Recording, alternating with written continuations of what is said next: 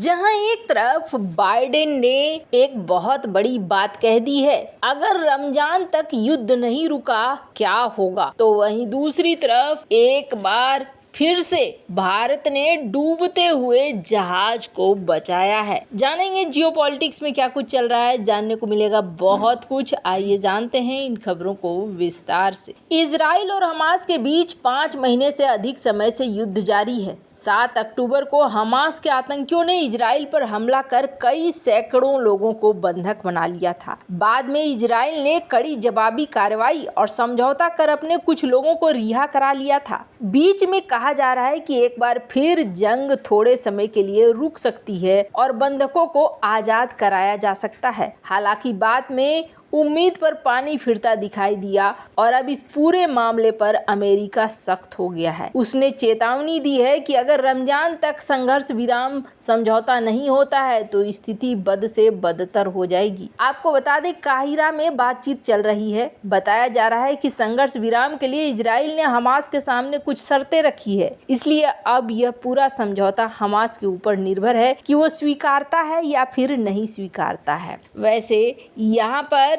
ये कहते हुए कि हमास पर निर्भर है वो समझौता स्वीकार करे या न करे, बाइडेन ने एक चेतावनी भी दे दी है। बाइडेन ने अपने सहयोगी इजराइल से कहा है कि फ़लस्तीनी एन्क्लेव में है और अधिक सहायता नहीं देने के लिए कोई बहाना नहीं है। जो बाइडेन की ये टिप्पणी ऐसे समय में आई है जब अमेरिका दोनों पक्षों गाजा और इजराइल से परेशान हो गया है, क्योंकि दोनों ही पक्ष अपनी अपनी हट पर अड़े हुए हैं। मैरीलैंड के पहाड़ों में कैंप डेविड प्रेसिडेंशियल रिट्रीट से व्हाइट हाउस लौटते हुए 81 वर्षीय बाइडेन ने पत्रकारों से कहा कि ये अभी हमास के हाथों में है। इजरायली सहयोग कर रहे हैं। संघर्ष विराम का प्रस्ताव तर्कसंगत है। हमें कुछ दिनों में पता चल जाएगा, लेकिन हमें संघर्ष विराम की जरूरत है। उन्होंने कहा कि रमजान आने वाला है, इसलिए युद्ध विराम होना चाहिए। अगर ऐसे हालात बनते हैं कि ये युद्ध रमजान तक जारी रहता है तो फिर ये बहुत खतरनाक हो जाएगा। आपको बता दें, रमजान चंद्र कैलेंडर के आधार पर 10 या 11 मार्च से शुरू होगा। गाजा में इजराइल हमास के बीच करीब 5 महीने से संघर्ष जारी है। 7 अक्टूबर को दक्षिण इजराइल पर हमास के हमले के बाद शुरू हुए युद्ध में 30,000 से ज्यादा लोगों की जानें जा चुकी हैं। इससे पहले इजराइल ने गाजा संघर्ष विराम और बंधकों को रिहा कराने के संबंध में बातचीत करने के लिए अपने प्रतिनिधिमंडल को काहिरा नहीं भेजने का फैसला लिया था। इजराइल ने यह फैसला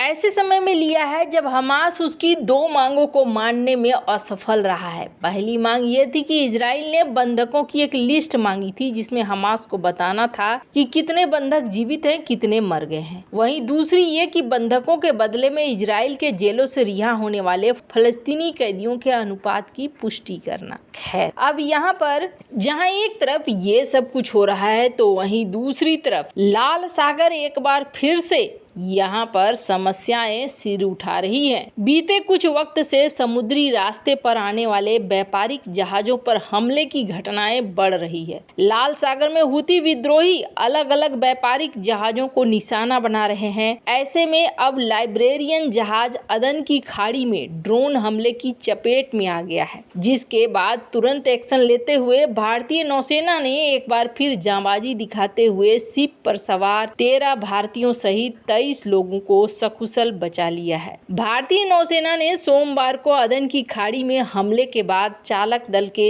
23 सदस्यों को ले जा रहे लाइब्रेरिया के झंडे वाले जहाज को बचा लिया। मंगलवार को नौसेना ने बताया कि अदन से लगभग 90 समुद्री मील दूर दक्षिण पूर्व में पार कर रहे जहाज में 4 मार्च की शाम को ड्रोन या मिसाइल हमले के कारण आग लगने की सूचना मिली थी। नौसेना ने बताया कि आईएनएस कोलकाता को समुद्री सुरक्षा अभियानों के लिए इसी समुद्री क्षेत्र में तैनात किया गया है, जिसको तुरंत 10:30 बजे तक घटनास्थल पर पहुंचाया गया। आईएनएस कोलकाता के 12 कर्मियों की एक विशेष अग्निशमन टीम ने आग पर काबू पाने के लिए 5 मार्च की सुबह जहाज पर चढ़े। अवशिष्ट जोखिमों का आकलन करने में सहायता प्रदान करने के लिए एक विशेषज्ञ विस्फोटक आयुध निपटान टीम को भी जहाज पर भेजा गया। आपको बता दें, हूती विद्रोही बीते 4 महीने में कई व्यापारिक जहाजों को निशाना बना चुके हैं। हूती नवंबर के मध्य से दक्षिणी लाल सागर में इसके आसपास व्यापारियों और सैन्य जहाजों पर हमला कर रहे हैं, जाहिर तौर पर हमास के समर्थन में, क्योंकि ये गाजा में इजराइल के खिलाफ युद्ध छेड़ रहा है। समूह का कहना है कि जब तक इजराइल लड़ाई बंद नहीं करता है तब तक वो जहाज को निशाना बनाना न छोड़ेगा।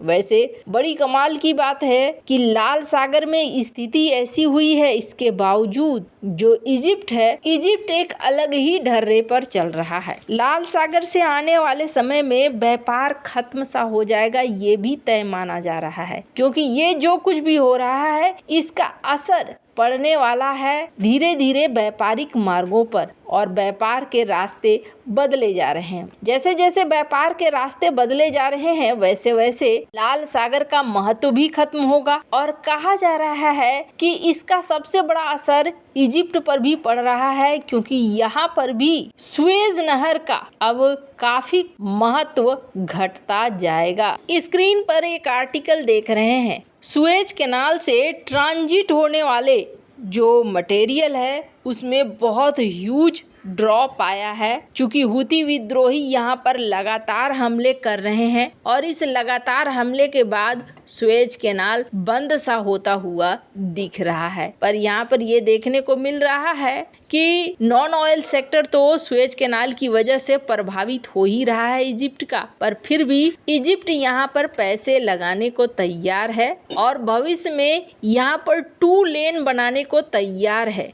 वैसे ये जो खर्चा है, इस खर्चे के आधार पर मिस्र ये कोशिश कर रहा है इसे सुविधाजनक बनाया जाएगा। मिस्र ने अपने दुनिया के महत्वपूर्ण जलमार्ग में यातायात को सुविधाजनक बनाने के लिए सुएज नहर के एक और विस्तार के लिए अध्ययन शुरू किया है। इस नहर से वैश्विक समुद्री व्यापार का 12% माल गुजरता है। सुएज नहर प्राधिकरण के अध्यक्ष ओसामा रबी का बताना है, इस वक्त 2 अंतर्राष्ट्रीय कंपनियों को इस परियोजना में अध्ययन का काम सौंपा गया है, जो सिंगल लेन खंडों को डबल लेन क्रॉसिंग में बदलने के प्रोजेक्ट पर काम करेगी। परियोजना का विचार तब से चल रहा है जब एक कंटेनर जहाज ने 2021 में सुएज नहर को 6 दिनों के लिए अवरुद्ध कर दिया था, जिससे यूरोप और एशिया के बीच सबसे छोटे शिपिंग मार्ग पर यातायात रुक गया था। मिडिल ईस्ट आई के मुताबिक रवि ने वार्षिक अंतर्राष्ट्रीय समुद्री परिवहन और रसद सम्मेलन के दौरान कहा कि हमने सुएज नहर के पूर्ण दोहरीकरण का अध्ययन किया है।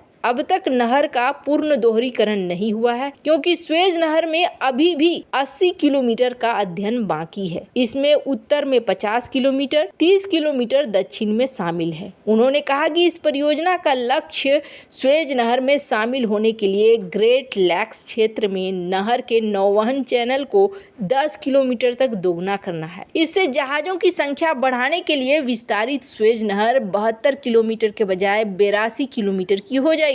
रवि का कहना है कि 2 तरफा यातायात की सुविधा के लिए जल मार्ग में 30 किलोमीटर की चौड़ीकरण और गहराई में विस्तार किया जा रहा है। खैर, अब जहां पर लाल सागर में ही समस्या है, वहां ये विस्तार करके और खर्च ही कर रहे हैं। वैसे इन सब मामले में आपकी क्या राय है, कमेंट कर जरूर बताएं। जल्द मिलते हैं अगले वीडियो में नई खबर के साथ।